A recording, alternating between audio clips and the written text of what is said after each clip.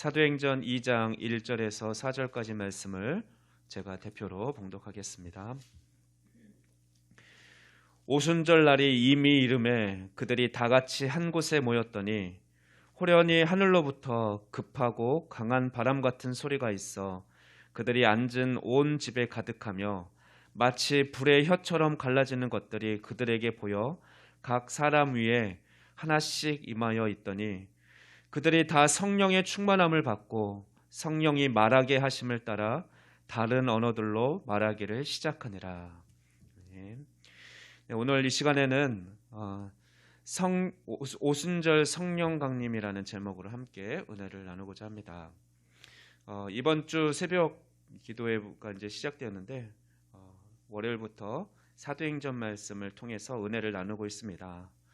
오늘 아침 새벽에는 오로지 기도에 힘쓰더라라는 제목으로 사도행전 1장 후반부의 말씀을 살펴보았습니다.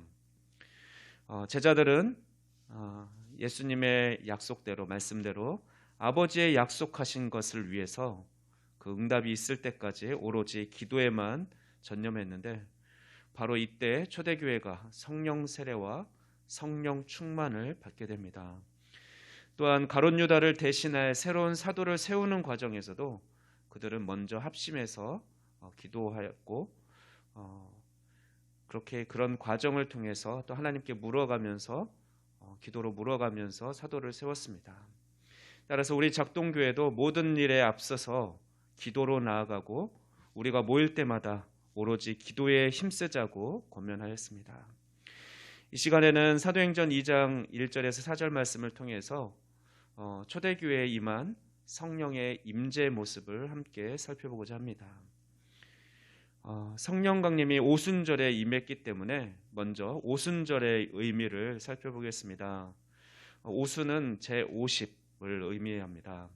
이날은 6월절 주간의 안식일로부터 6월절 다음 곧바로 있는 안식일로부터 50일째 되는 날에 지키는 유대인의 3대 절기 중 하나입니다. 3대 절기에는 6월절, 오순절, 초막절이 있습니다.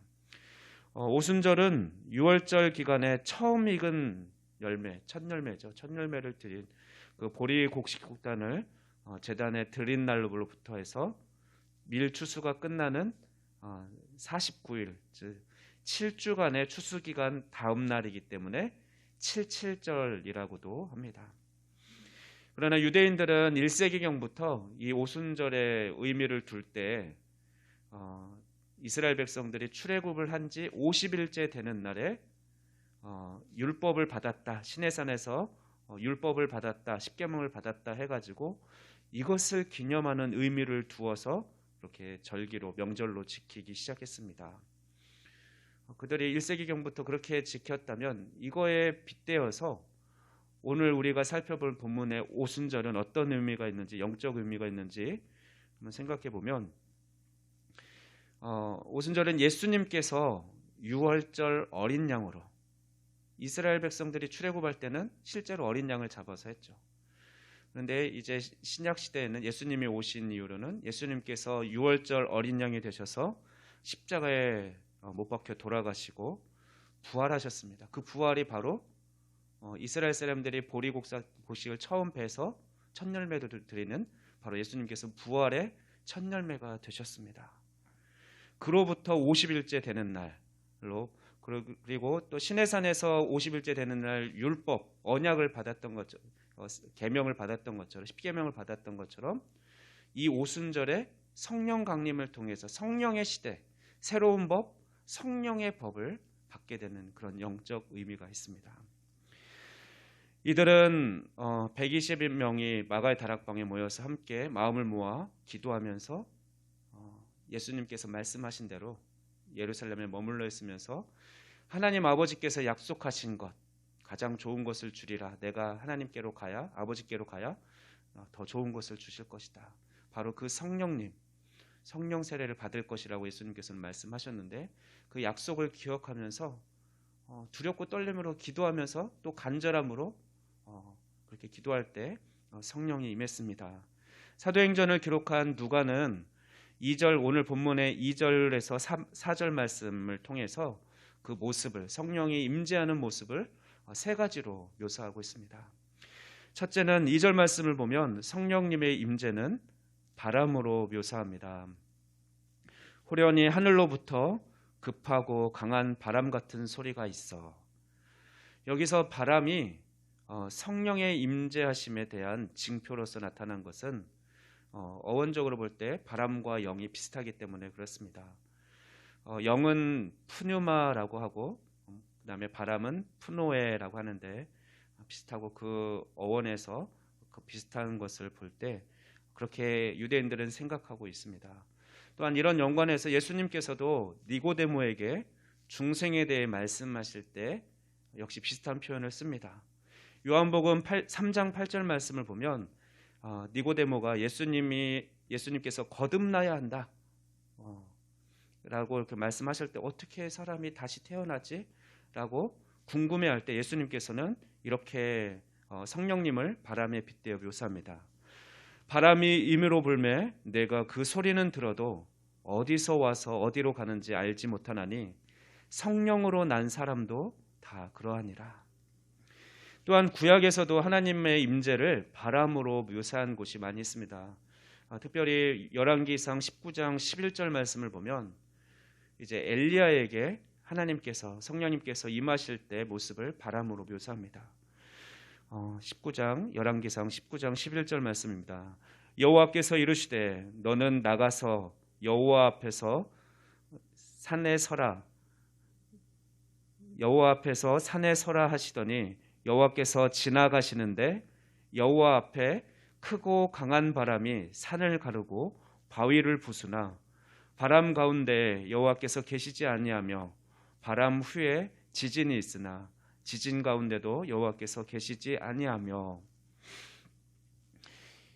이상에서 살펴본 같이 성령님을 바람과 연관짓는 유대인들의 그런 언어와 전통적인 그런 생각들에서 바람으로 비유했을, 누가가 바람으로 그렇게 묘사했을 가능성이 있습니다.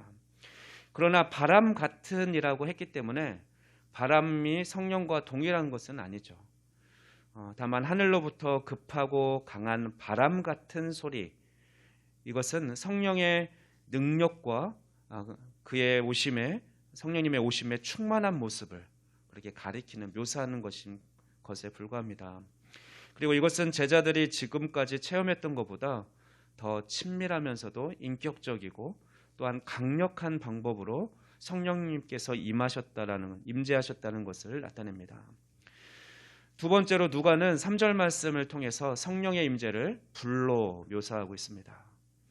마치 불의 혀처럼 갈라지는 것들이 그들에게 보여 각 사람 위에 하나씩 임하여 있더니.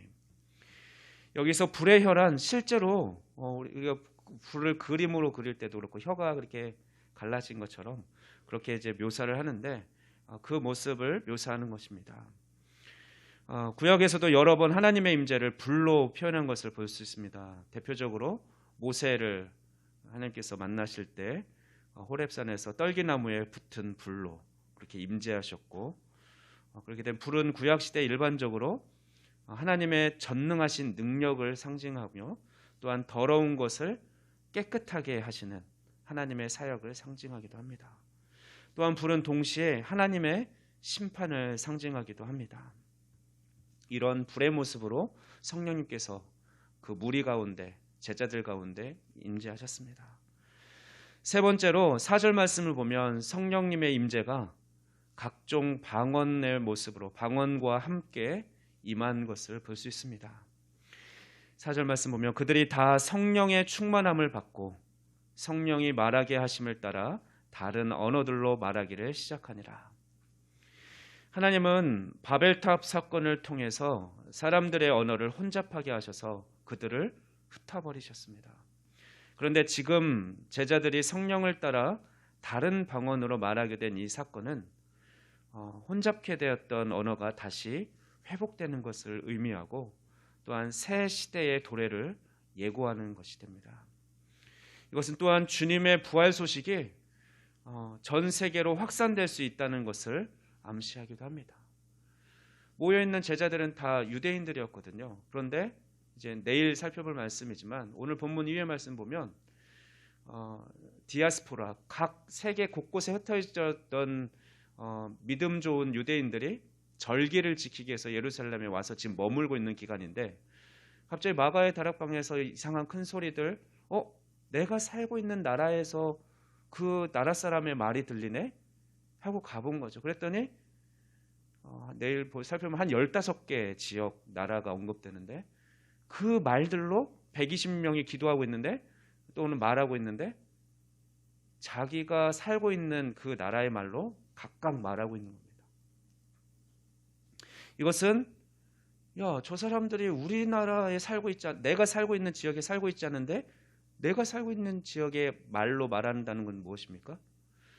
하나님께서 택하신 성령을 기름 부은 자들을 통해서 어느 지역에나 가서, 그게 대표적으로 15개가 언급되지만 그 이상으로도 하나님께서는 복음이 퍼져나가게 하고 예수님의 부활을 증거할 수 있게 하시겠다라는 그 사인으로 성령이 임재하실 때 방언을 대표적으로 보여주신 것입니다.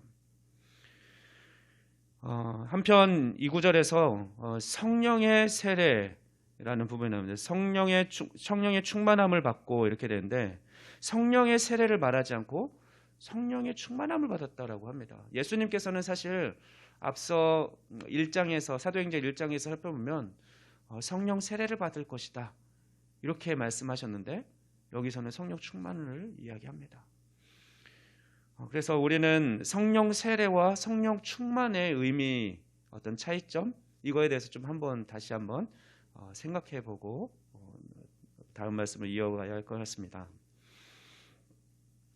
성령 세례는 일회적입니다. 단회적입니다. 우리가 예수님을 구세주로 영접할 때 우리는 예수님을 받아들였지만, 예수님을 마음에 모셔드리고 내 앞으로 주인으로, 평생의 주인으로 섬기며 따르며 살 것으로 결단하고 기도했지만, 그때 성령님을 선물로 함께 우리에게 보내주십니다. 우리 안에 내주하시게 되시는 거죠. 이게 바로 성령 세례입니다. 그리고 성령 충만은 우리가 살아가는 동안 계속해서 나타나는 모습들이죠. 때로는 우리가 내주하시는 성령님의 음성에 귀 기울이지 않으면 성령을 근심하게 하죠. 이것을 바울은 때로는 성령을 소멸한다라고도 표현했고요. 성령이 근심하게 하지만, 반대로 내주하시는 성령님의 음성에 민감하게 반응하고 순종하고, 즉 성령님의 지배, 성령님의 통치를 따라, 왕이신 하나님의 성령님의 통치를 따라 사는 모습, 이게 바로 성령 충만한 모습입니다. 어떤 공간에 가득 차는 그런 모습이 아니라 순종과 연관이 있다는 거죠. 그래서 우리가 때로는 성령 충만하길 원합니다. 성령 충만하세요 이렇게 권면하기도 하고 그러는데, 그것은 하나님의 말씀을 우리가 그대로 순종하며 살아가는 삶, 그런 모습을 나타내는 것이죠. 그런데 여기서 초대교회는 지금 사실 성령 세례와 성령 충만이 동시에 나타난 것입니다.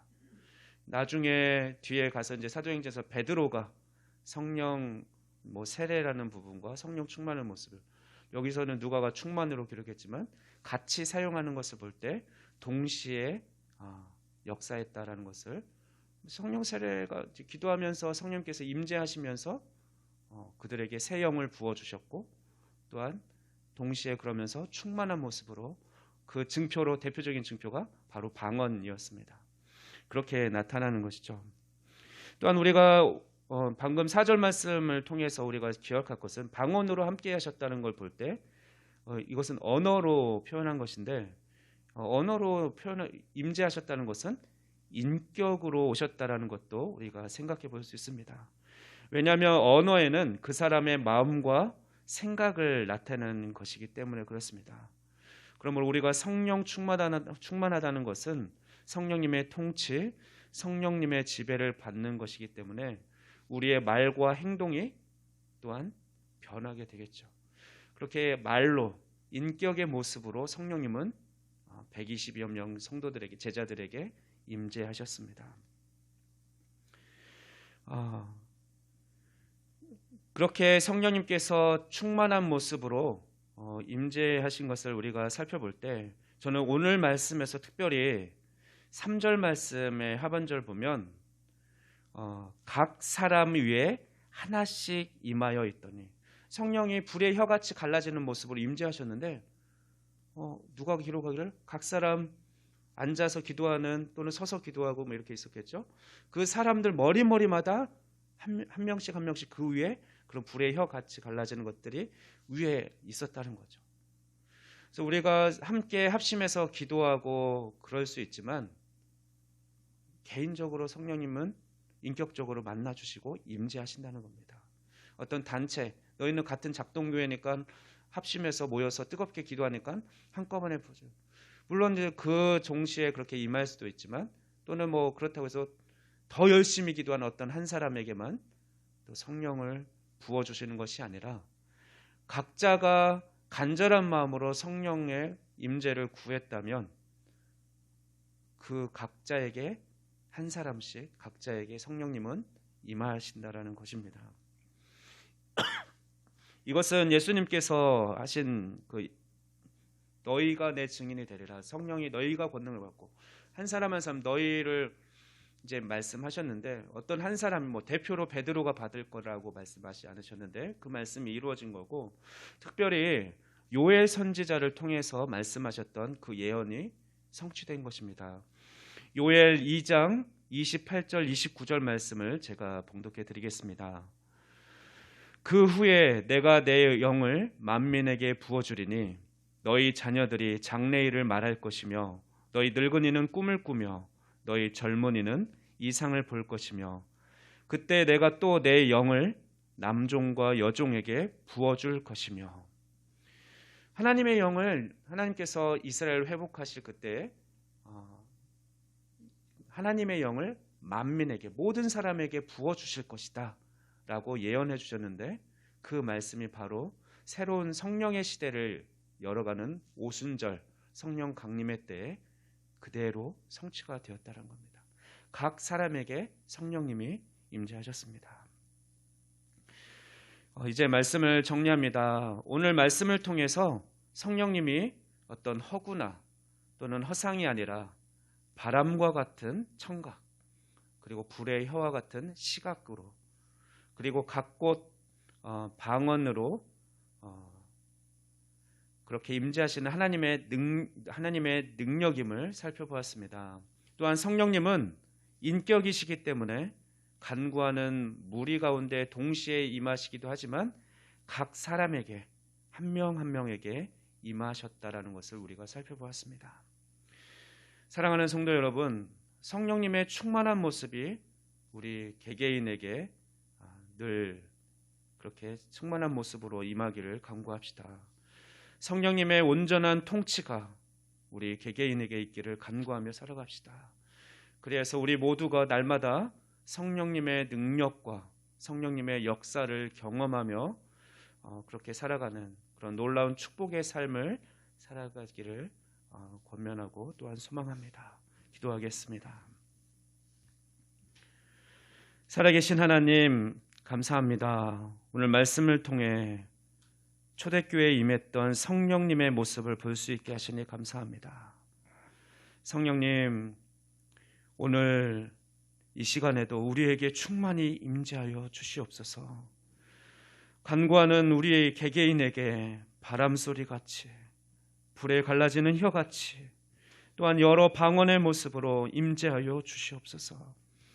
그리하여 우리들의 삶을 온전히 다스려 주시고 인도하여 주시옵소서. 주님 사모합니다. 우리가 늘 성령님의 능력과 역사하심을 바라오니 오늘날 우리 가운데 충만히 임재하시고 역사하여 주시옵소서. 늘 우리와 함께하기를 원하시는 우리 주 예수 그리스도의 이름으로 간절히 기도하옵나이다. 아멘.